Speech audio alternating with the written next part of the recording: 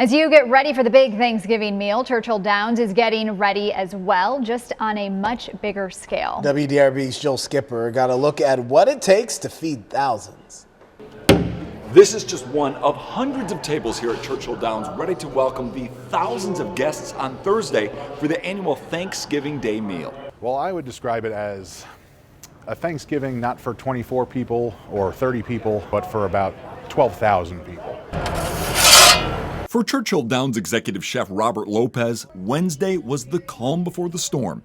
For more than 50 years, the track has hosted racing on Thanksgiving during the fall meet, and along with that, the now famous Thanksgiving meal. We're bringing in about 9,000 pounds of turkey, 9,000 pounds of ham, over 1,000 pounds of stuffing and green beans. To help with that, more than 70 cooks and prep cooks will be brought in, along with 7 chefs. Probably each person puts about 80 hours in for the week, so we are heavy prep all the way up until Thanksgiving.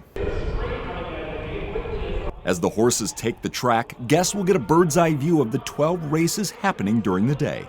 They get to enjoy the races, they don't have to cook all day, and most importantly, you don't have to clean up either. If you've been to Thanksgiving here before, you won't be getting the same menu because it's constantly changing. But for some, the company doesn't. A lot of these families do have a long-standing tradition where their fathers and grandfathers or mothers and grandmothers have come for years on end, sometimes 20, 30 years in a row, and they look to continue that tradition. Call time for the chefs and cooks 1 a.m. Thursday to make sure there's plenty of time to prep and cut. Not a lot of time is wasted after the final guest leaves, as preparations for next Thanksgiving will begin Friday.